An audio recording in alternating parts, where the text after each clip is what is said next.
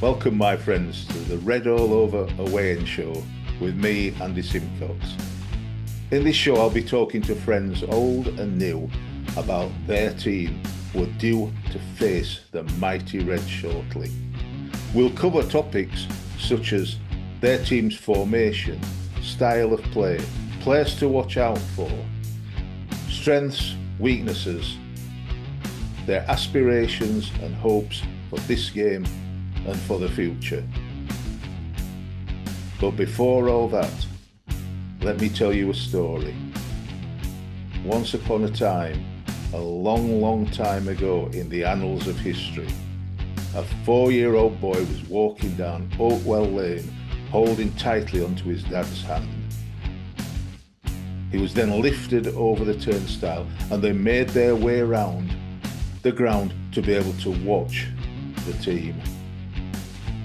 His dad put him on his shoulder on the cob so he could watch his heroes such as Barry Murphy, our longest serving player.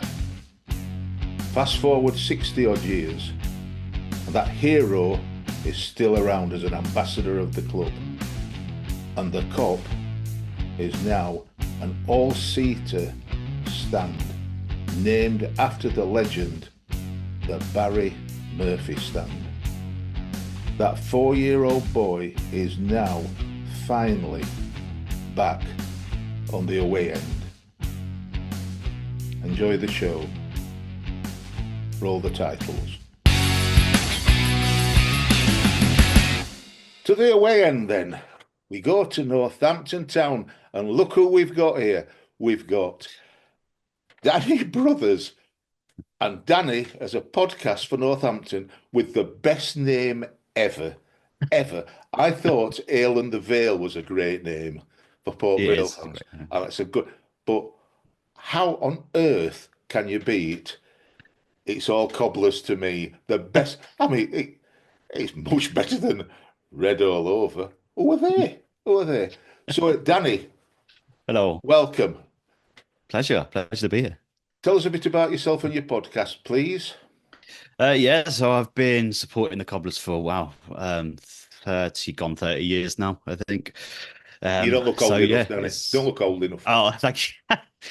I was turned 40 this last September. So, by the way, I know I'm interrupting you, but by the way, just so you know, I lie a lot. Just so you know. No, it's okay. No, that's not linked to what you just said at all. You don't look old enough. So yeah, I've been supporting them for about 30 odd years. Started out the old county ground. If any of your listeners remember that, lovely old place. So yeah, as podcast started, 5.5 years ago now, I think it is. So yeah, I've had some good times with the podcast. It's opened up quite a few doors with us with the club as well. Had some great laughs bringing in old players and stuff. So really kind of got going during COVID in terms of old players coming on, and a load of just amazing stories being told. You'll know this when you start a podcast, you don't imagine kind of where it will take you. Don't think where it will take you, but you know what it's done for us has been amazing as fans. You know, you say to a younger version of yourself, this is what you'll be doing in a few years' time. It's you're mind blown with some of the people you've met and stuff. So yeah, met a lot of my heroes through it, which has been amazing. Won an award a couple of years ago for it, an FSA award. Been nominated a few times. So it's just great. You'll know it's just amazing to be able to come on and talk about your club every week, and you know it's all good fun. So yeah. I didn't realise won awards. Didn't realise I was talking to podcast royalty. Yeah, I'm assuming that it's all down to you, Danny, not the others on the podcast. It's absolutely not. No, it's mainly down to Charles, who is on me. Oh, don't give anybody else any toffee. Lap it up yourself. Let's talk about Northampton for a bit, if you don't mind. I'm going to later on ask you about you and why you support them and all that stuff. But let's talk about the team themselves. Mm-hmm. Tell me about the formation and style of play, so what to look forward to. Yeah, I mean, look forward to is it's a stretch. But formation has definitely changed. So obviously, we've changed managers in December. So John Brady resigned in early December. So that's kind of changed things quite a lot, quite dramatically. The Christmas period was quite dour. We had a derby win completely out of the blue, beating that blue lot from down the road, Peterborough, who I'll refer to as that from now on. that was when we were managerless. So we're absolute club legend Ian Sampson stepped in to take charge of that game. He somehow pulled out a performance out of them to beat them at home. And then we lost 3 in a row over Christmas while we were looking for a new manager. Appointed Kevin Nolan just before Christmas. So he came on, Boxing Day was a bit of Boxing Day was a bit of a crap show. We lost 4-1 at Reading, literally had no time to work with the players or anything. So we don't really take that into consideration when we're looking at it. It was just everyone was a bit all over the place still. I think, half the players looked like they were hungover still, to be honest. So that was probably their Christmas dinners and stuff that went into that. Started for real at Shrewsbury. So we've only had 3 games under real, really sort of taking in the Kevin Nolan effect, so to speak, and it's improved dramatically in terms of the everybody. When you get a new manager, it's a lot of the time, it's especially at our level, it is going back to basics. So it is, though it's not pretty, it's particularly stylish, it's not ticky tacker, it's nothing to do with that. It's more get back to basics, get stuck in, do your defending right, and build from that. I think we're in that kind of stage at the moment where we're building from a base of a 3-5-2. Really, it's gone. We were playing 4-2-3-1 under Brady. Kevin Nolan's brought in a 3-5-2, made us a lot more solid, kept a couple of clean sheets, and basically just starting from scratch again and getting everyone trying to do basics, because before we were just all over the place in terms of passing, communicating with one another. It was completely all over the place. So it's kind of scrapping together what we've got, seeing what we've got, and we're still in a kind of period where we are just trying to get the absolute most of what we've got, which is not a lot. With I'm sure we'll come on to a lot of the injury stuff that's been going on this season, which is absolutely annihilated a lot of our team. We've lost so many players this season. We're down to about 11 or 12 fit first team players at the moment. So yeah, scrambling together what we've got and really fighting and battling for every point at the moment. Then it's working very well. Statistics are a very strange being sometimes. We often use them on our show. But you've got to counterbalance it. If you look at the statistics for Northampton, the last 7 games, Yeah, you've scored 3 goals and conceded 16. yes. You think, oh my God, we're going to beat you 6-0. It's going to be easy. We don't even need to turn up to win. That's what you think. Well, yeah, keep that in your head. I'd say. I know. Absolutely, yeah. I know. I know. Whereas we said, and we won't, as we said last night, unbeaten in the last 3 games, and that's since Kevin Nolan. So he is making a big difference. I utterly understand what you're saying. A big difference. Not scoring loads, but not conceding many. But 5 points in the last 3 games. It's a great return after what you had before Christmas and, like you say, up to Boxing Day. So yeah, definitely. It's moving in the right way. And we won't forget that we were winning 2-0 at all. I don't. Usually 2-0's a funny score, I think. I think 1-0's even worse, but 2-0's a funny score. My son Jonathan always says, I don't like 2-0. I don't like 2-0. I'd sooner 1-0 or 3-0.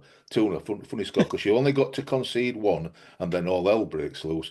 Yeah. And of course you scored 2 late goals to equalise. Yeah. Came away with a 2-2 draw. I'll have a 2-0 if you want at the minute. We'll take it. We'll take any kind of stuff like that. Yeah, I mean, that was completely out of the blue, unexpected up at your place. Obviously, we came to you end of last season, didn't we? And scored in the sort of 90, whatever minute it was, to have a lovely old time at the end of last season. So I wasn't really expecting to go and get another point there, especially going 2-0 down. But I know. Yeah, managed to scramble some together. I think Liam McCarron came on, didn't he, and scored 1, and then Jack Baldwin with the header sort of a few minutes later. But yeah, really good point for us, that was. It broke my heart, I'll tell you that. I can't believe he did that. Tell me about your injuries. Tell me about the injuries then, Dan. Where do we start? It's at the very beginning. Yeah, I think every team's got this. Every team's got an injury list that's stretches. I think it's just the way football's going at the moment, isn't it? But it seems to have been a thing with us for the last 2 seasons, whether it's signing players that are injury prone or what it is. But a lot of the injuries have come in the middle of games as well. So it's partly down to training, but partly mid-game as well. But we're without our first choice keeper, Lee Burge, at the minute. Nick Zaneb's in goal at the moment, so he's the kind of second choice. Tyler McLaw's out. I'm just working through the list here. Who's out? We've got 4 left backs out. So all four of our left backs have gone. We Crikey. worked through two left backs that we had. I think we signed another one. He got injured. We signed another one, and he's got injured now. Um, so that's Ali Koike, Luke Mbete, who was on loan from Man City. Who was the other one? We've got Nesta Guinness Walker and Patrick Bruff. So all four left backs are out now. So we've got a bit of a makeshift left back in at the moment. We just lost our captain John Guthrie, who probably most of your listeners will probably be familiar with. He's been around quite a long time. Yeah. Leader, captain, the one player on the pitch who did not want to go down. And he went down during this really innocuously against Stevenage, just jumped for a header, went down. He's out for the season, probably longer. So he's out at the moment. We've got Jack Sowerby's out. Jack Sowerby's one of these players who will tidy everything up. Nothing spectacular, but he's really missed. You miss him when he's not there. Ben Fox is out. We've got Cameron McGeehan, who's been scoring as our top scorer. I think he's out at the moment. He's not played for the last couple of matches, has he? Not played for the last couple, no. So he's been missing for the couple, but he's really important to us in terms of popping up at the right time. So he's out. Sam Hoskins has just come back. James Wilson is out, but that doesn't really count because he's not very good. It's not been very good. We've got Tyler Roberts, who's been out, who's been really good, and Callum Morton's been out for quite a while, and he's going to be out for the season. He's on loan. It's just been a lot of players. It's been just awful for the entire season. It's been one thing after another. Sort of one player will come back, another will come in, they'll get injured. It's a constant cycle. So we're trying, hopefully, I think in January to work things out a little bit. We've sent a player back to Fulham who's been on loan with us. He's just not been getting in the team, not been getting fit. So hopefully that frees up a loan space. We brought Liam Shaw in recently from Fleetwood a few days ago. He made his debut against Burton, did well.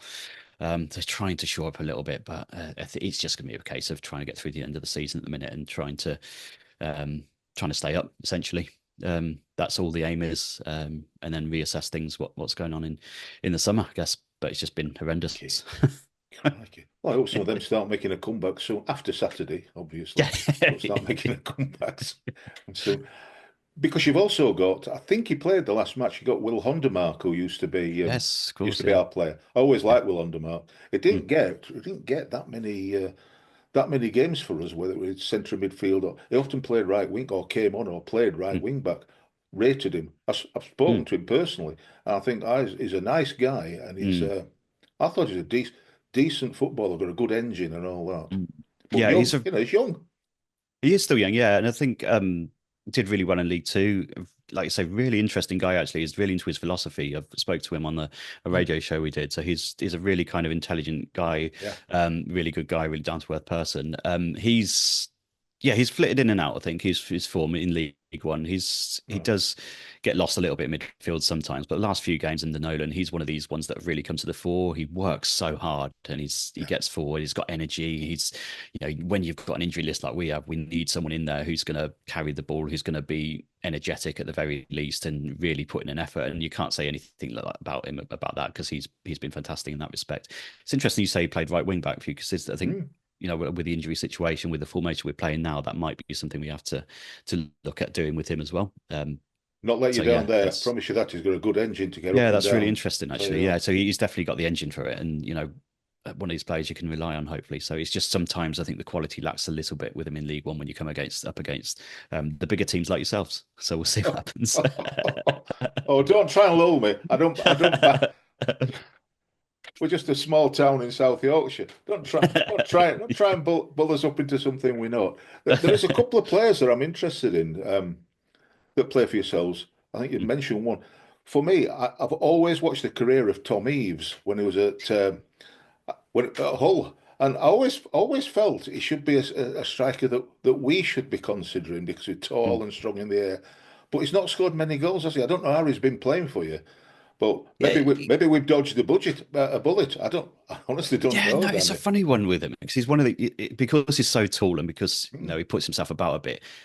The amount of free kicks he gets given against them, I'm sure you've had players like this in the past as well, where as soon as the ball goes up to him, the defender will just fall over and the free kick will get given. And he's had a little injury to his, obviously, he had a facial injury early in the season, so he was wearing a mask. I don't know whether that's had anything to do with any of his form or anything, but he has scored a couple of goals. He puts himself about, but I think he's just, at the moment, he's a bit frustrated because it seems like he's getting so many decisions against him.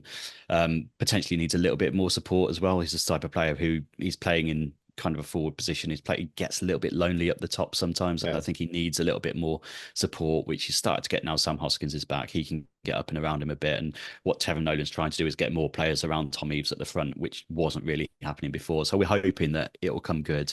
It maybe just needs a bit of rest as well, because he has been the only fit striker for a while. So potentially needs a little bit of time out the side, get a bit of a breather and come back in, because he's undoubtedly a good player in front of goal. He'll score goals no matter everywhere he's been, but potentially needs that little bit of support with him. Well, we've got our own in Sam Cosgrove that's not dissimilar. He's not been playing. He had an injury and he's come back, but he's not been playing so much. He's come on as a substitute sometimes late on, but it's not. I swear to God, if he comes on as a substitute, as he walks onto the pitch, the referee gives a free kick against him. As soon as he crosses the line, the referee he can't do anything other than give a free kick away, according to referees. It's there are players like that. Years ago, in 2000, we had a player you might remember called Neil Shipperley. And Neil Shipperley was... people could have taken a chainsaw to him and they'd get the free kick. Yeah. It's ludicrous. So it's mad, isn't it? I don't know whether that's just the way football's going as well with defending. They're getting more... It just seems to be happening constantly. Like players throw themselves to the floor, don't they? And maybe it's just something defenders are picking up now, that if they fall over, they're going to get free kicks. It's just get in front of the get in front of the striker and go down. Yeah. The other one I were interested in, because I saw the extended highlights against Burton. You say substitute goalkeeper. What's his name? Nick Zanev. Yeah. Zanev. I can't pronounce. It was superb. He was absolutely superb against Burton. I couldn't believe the number of saves, real top quality saves that he made. Yeah, I hope that were a one-off and he don't repeat it on Saturday. I think that's his best game for us, for sure, against Burton. He made a couple of really good saves, like you said. Needs to get better at coming out for crosses. I think he needs to get a bit more confidence in him, potentially, maybe because he's coming as number 2. But that was an issue with Lee Burge as well. Our number 1, they're just not coming for crosses and not being commanding. So I'm hoping that'll give him a lot of confidence. Obviously, clean sheet against Stevenage as well. Before that, mates, I'm hoping that because his confidence would have been rocked by the Christmas period, like losing 3-0 at Rotherham, losing 5 against Charlton, losing 4 against Reading, and that's going to knock a keeper's confidence in it. So really hoping these couple of clean sheets now will start giving him a bit more confidence. Well, from our point of view, we've got a similar formation to yourselves, and recently, the last few weeks, we had two of our 3 first choice centre backs out injured, 2 of our midfield players out injured, but they're gradually coming back. So the 2 centre backs both played at the weekend, but one substituted for the other one to give them, so that ease them back in. And the midfield players that were injured are now sorted out. So hopefully, from our point, and then up front, we had both Max Watters, who was out injured for a while, and he's just coming back, but he's starting. And Stephen Humphreys, who we signed from Wigan, again, a great player. I think he's particularly good wide, but he tends to play more centrally. But he's just coming back from injury, or he's come back from injury. But so they're often interchanging to get them, to get some minutes under them. So it's a really straight, and it makes such a difference, doesn't it? To have players that are out injured. And like I said, we had 4 out injured all at once. You're thinking that's nearly half the team, and the players that were out for us were in really, really, key positions, if you like. So it's all interesting. So about the match, are you looking forward to it? You didn't sound as though you were. You ought to be. I think so. Yeah, I think I'm way more excited about it than I would have been a few weeks ago. Now with a few games with Kevin Nolan under the belt, it's his biggest test for sure so far. It's obviously Shrewsbury, Stevenage, Burton, all in the bottom half of the table.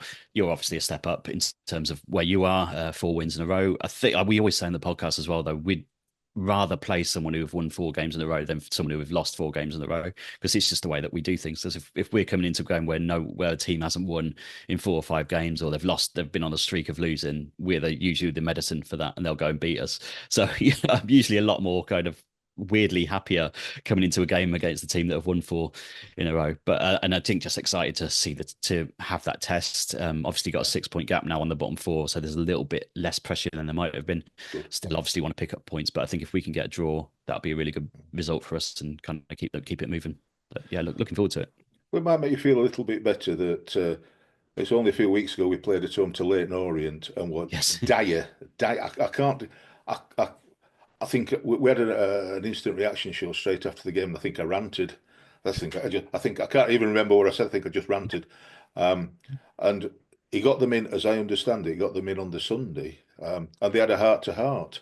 Mm, And it's obviously done something because from a dreadful performance, and Orient played pretty well, but we didn't. We couldn't do mm, anything. They've turned it round, and a great win at Bolton and mm, Peterborough, particularly Bolton, um, and a good win, a bit nervy at times, but a good win at home to Wrexham, easily into a 2-goal lead, and then we'll let them come back in the second half. They laid siege a little bit, conceded one, mm. but held them out, which is unlike we did against you, conceding a late goal. Yes. Um, and we could have scored more against Wrexham. They could have equalised, and, Mm, and like I said, against Crawley on Saturday, 3-0.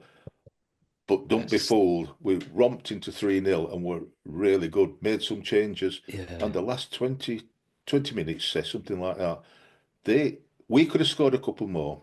Honestly, we could have done it. But they could have scored 3 goals. Mm, A couple of two or three great saves from our goalkeeper. They hit the post. So, it all sounds great. Oh, a nice, easy 3-0 win. It's not. mm. So there's always hope. Against Yes. Barnsley, there's always hope.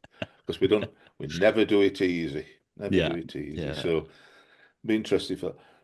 So you said about the season that you hope it's the main thing is to stay up. Mhm. So do you think you will?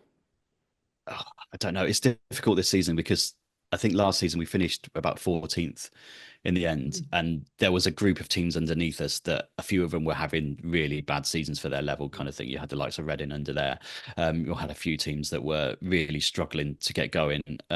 So there was a little bit of a buffer between us. We haven't got that this season, and the bottom four I think are poor at the moment. Um, but they have got the likes of Gareth Ainsworth in there at Shrewsbury. I won't. Gary Monk's not going to call into that category, I don't think. Crawley can Our have ex-player, have a and you're day. right. Yeah, yeah. Bristol Rovers got a new manager. Obviously, had a good win last weekend. It's incredible to be above that blue lot from down the road at the moment, who are one place below us. Hopefully, that lasts. It's just going to be a lot tighter this year than it was last year. I think we can do it because I think the bottom four are struggling at the moment, even though they've got new managers. And I think maybe their bounce won't be as big enough as they need it to be. I think Bristol Rovers will get out of it now. And then I just don't see anybody above us who's going to drop down. Like all of the teams above us, like the Wigan, the Rotherham, Blackpool, Exeter, Stevenage, you don't see any of them having a bad enough run of form to drop. So it would be a case of hoping that the bottom four continue to be as bad as they are, and just hanging on and picking up points as and when we can. Well, we play Bristol Rovers away the game Yeah. after we play you, the following Saturday. So Mm. that's going to be interesting. The beat us on penalties in the cup. We could have scored 20, but could not put it in the net. I think we had 30 chances, 9 on target, and couldn't get a single goal. They held us out well. They blocked well, and Mm. then, as you know, very very recently we've beaten Peterborough at Peterborough, Yeah. and I was always thought there's always been a bit of whatever between us and Peterborough because they think that we cheated with a number of years ago that we cheated with Huddersfield to get a draw, so they went down instead of us. No, we didn't. No, we didn't.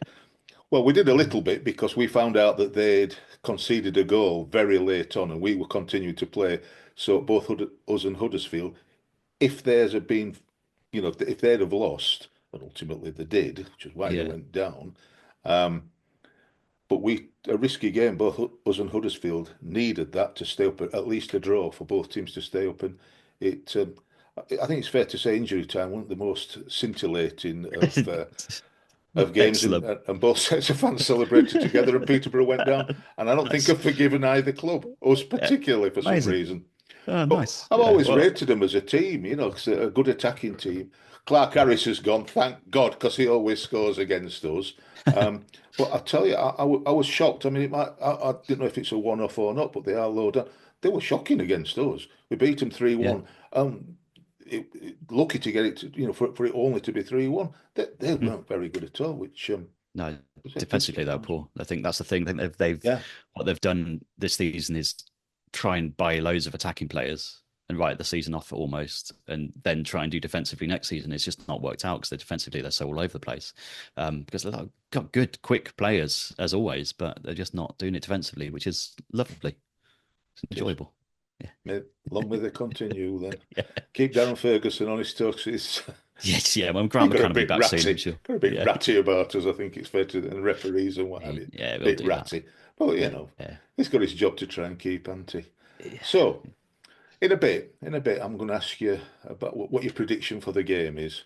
I'll ask you that. But beforehand, as I said before we started, we've got a couple of 11-year-olds, 11-year-old twins. They're actually called George and Isaac, but they're the sons of Silent Tom Webster, who records our instant reaction show, Nice. and they've got their own persona. They're not George and Isaac in real life. The stage name, if you could call it that, is Little Alan Andy, after me and Alan Smith, who's coming on your show very shortly. Yes. Yeah. Um, so they're Little Alan Andy. So they stick their two penny thing because they think they're going to take over from us, Danny.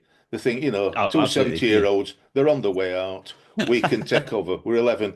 If they can keep going for another few years till we get a little bit older, we can then swoop in and Hand take over, over yeah. from the old folk. Sweet. So they're going to ask you, well, it's going to be four questions, to be honest. They're going to Excellent. Yeah. ask you four questions. So I'm going to put them on. Oh, dear. It pains me. But, I have to suffer it, so I don't see why you shouldn't. I'm going to put them on to ask the first question. Who's your tumble down Ted? The one that's going down in the box like he's been shot by a sniper. That's a great question. Who's our tumble down Ted? I mean, getting to the box is a good thing at the moment if we can get near it in the first place. So that's good. Probably now he's back. Maybe Sam Hoskins Sam. might go down a little bit too easily. Maybe. Sometimes I don't think we've got anyone who dives as such. We haven't got any. Well, we used to have Charlie Good, who used to do it all the time at the other end. Maybe if you get to the box, I don't think anyone can get Tom Eaves on the floor. Defenders will just fall off him. So maybe Sam Hoskins, but no one really kind of blatantly, I don't think at the moment, but we'll see. Okay, that's fine. I'll get him to ask the second question, and it's a poser. Well, get him to ask the second. So here they are. Why don't you support a good team? Yeah, like Liverpool or Manchester City. Or best of all, Barnsley. Told you there were scamps. Another great question. Told you. Best of all, Barnsley, that's the best bit. Why don't I? Why do I support? I mean, this is as I said before, the podcast. This is a question I ask all the time. A question my son asks all the time now when he comes. It's like, why? Why is this a thing for me? Why do I have to suffer this? Basically, so my dad took me to my first game at the county grounds, which was the old stadium. In the early 90s, I think it would have been. So it was an experience to start. I just fell in love with it. Became our bonding thing to do. Me, my dad, my brother, my granddad for a while as well. So sort of all of us went to home games and just fell in love with it there, and it just never stopped. You obviously have the same kind of things at school. You have your friends who support Man United, Liverpool, Man City. Well, not Man City back then. It would have been like your Chelsea's maybe. But yeah, I just never really got interested in supporting a so-called bigger team. I don't think it was just the blood and thunder of the lower leagues really spoke to me. Just loved it. Loved going to Sixfields every week. Loved being able to kind of meet your local heroes and stuff. And it's just lower league football is just the best thing ever. So I mean, I'm stuck with it now. I think it's and Dear. I think you always think, don't you? When you're at this level, you think, one day I'd like to go up to the Premier League one day and things just for one season, maybe, which we did in the 60s. We've got the fun fact of us being the only club to go up and down in about 8 or 9 different seasons. So we went all the way up from Division 4 to the top, came all the way back down, and that sums up Northampton Town. And I wouldn't have it any other way. It's the fantastic thing. I just love it week in, week out, and wouldn't have it any differently. Should always support your own team rather than Yeah, go hunting elsewhere. Yeah, definitely. Before I put them on to ask the third question, we had a discussion at our preview show last night about whether or not at Sixfield you'd got under soil heating. So will the game be on, or will it be frozen? Now, some people don't think that you've got under soil heating. Others of us think that you have. Have you? That's the first question. That's a great question. I don't even know, actually. I honestly don't know. I don't know. I mean, we've only got 3 stands with 3.5 stands at the minute, so under soil heating is probably a bit of a stretch. But I think we've got something, because we've definitely had games on in the past that have gone ahead when others haven't. So I'm pretty sure there's something, but we didn't think you had, but somebody's Googled it and said it says that you have. Yeah. So, okay. Well, if Google says yes, then I'll go with that. Right, yeah. hasn't it? Yeah. I definitely think there's something that it's not too bad a situation. So I think it'd be fine. Yeah, I think okay. Well, I hope so, because Alan Smith, who's coming on your show, is travelling down, and he's got a wonky hip. He's waiting for a replacement hip. So, I don't want him slipping about. He'll hurt himself. No, definitely. I don't want him to hurt himself. But to be honest, I don't want to hear him moaning all the time about hurting himself, because that's where he goes with. And by the way, 40-year-old and you're stuck in your ways. Oh, you've got a long way to be stuck in your ways, Danny. Oh, yeah, I'm excited too. Dear me. Bit early to be stuck in your ways, but if you're going to be stuck, that's your own club, that's the way to be stuck. Exactly, yeah. They're not for turning now. As I say, my son's been starting to get to the age at school now where he's, all of his friends are supporting other teams and things. So he's kind of asked the question, why we support the Cobblers kind of thing. But yeah, it's not a choice. Sort him out. Yeah. Either tell him you've got to, or cut the cord. Cut the cord. Oh yeah, true.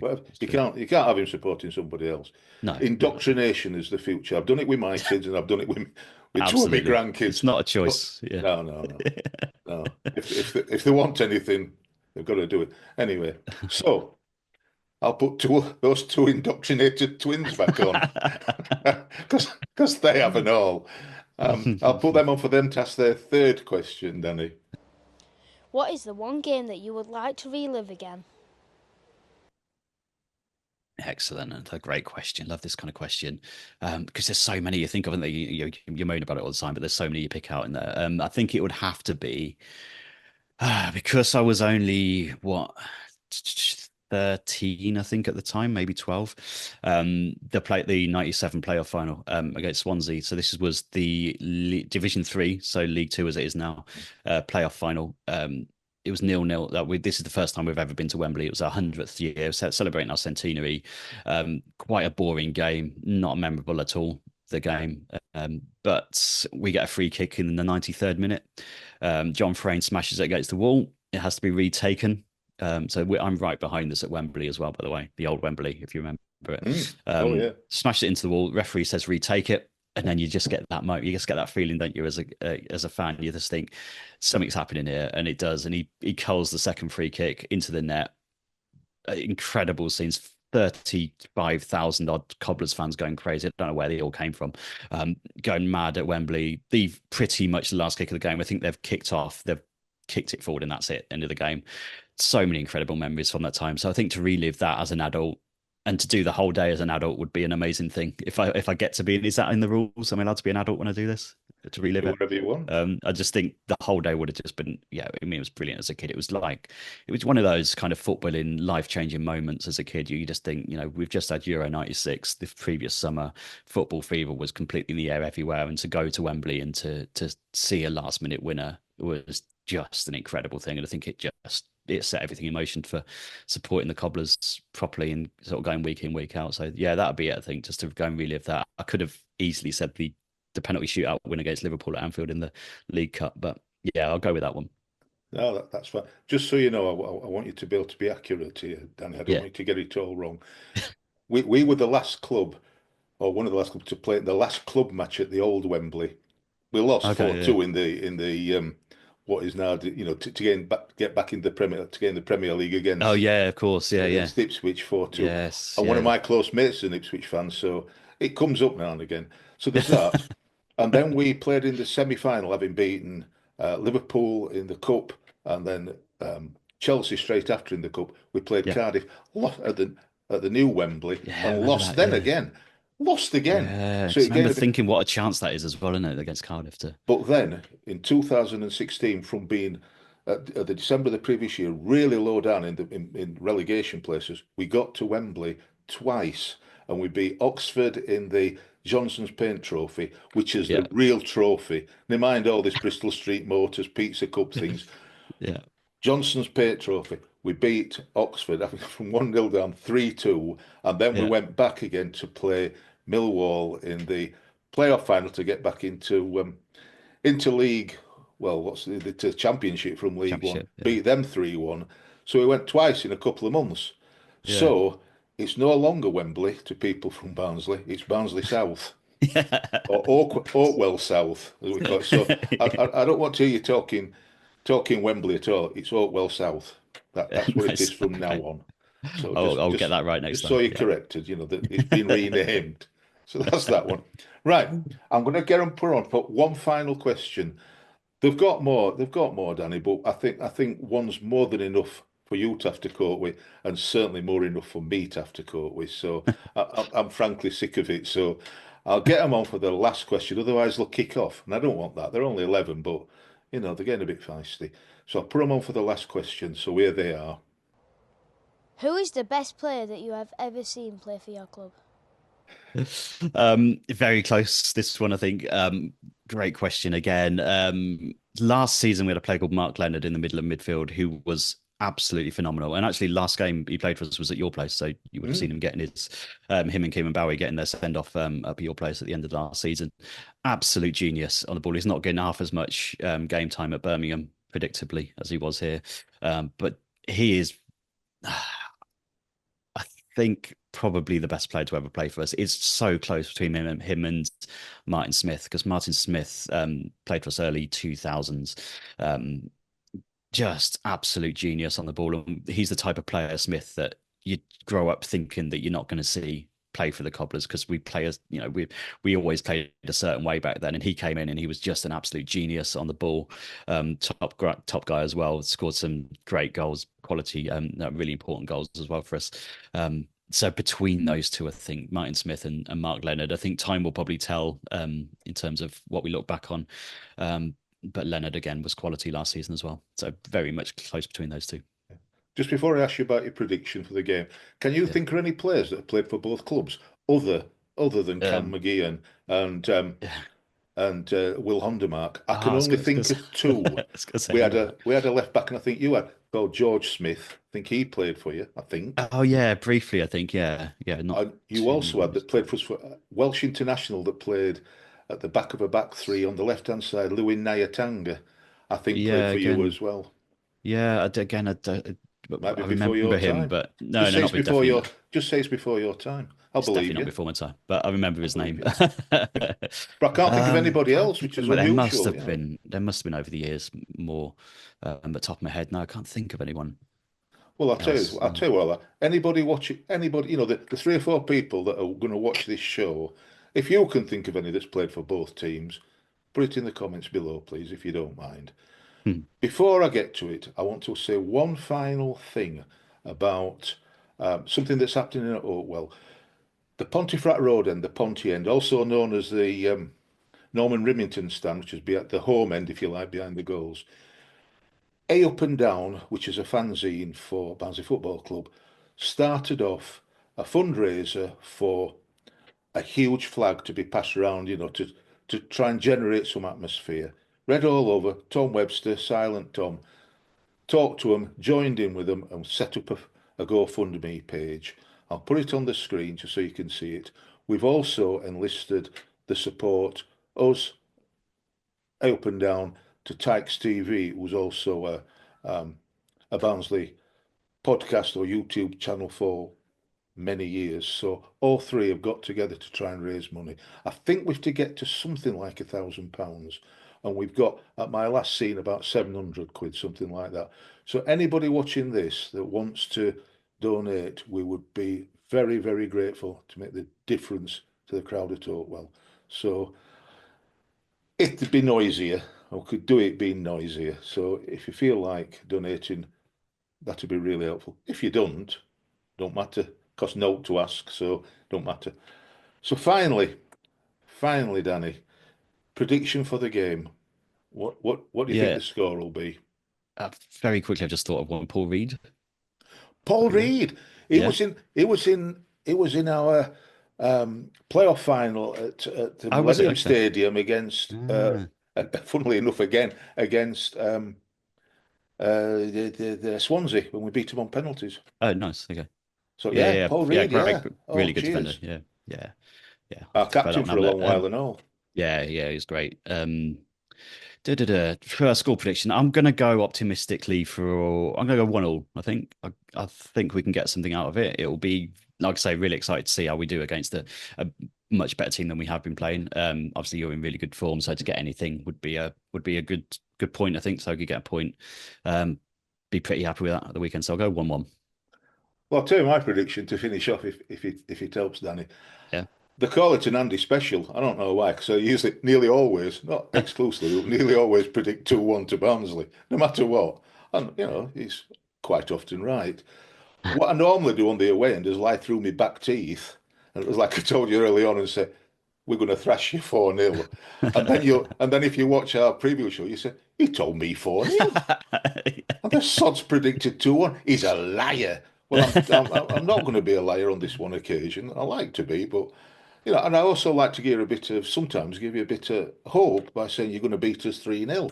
But I'm not going to do that either. So I'm going to stick to me 2-1, me Andy special 2-1. So that's where we're going to be. So nice. There you have. So 1-1, 2-1. All the very best after Saturday, mate. And thank you. Yeah, and you. Really, really grateful that you've come on. It's been absolutely brilliant. Yeah, loved it. Yeah, really good. Really appreciate you being able to come on. So yeah, really, really good. I'm excited for the weekend. So yeah, all the best for the rest of the season as well. And enjoy your own preview show with that old man Alan Smith. I'm sure I'm sure they'll enjoy it.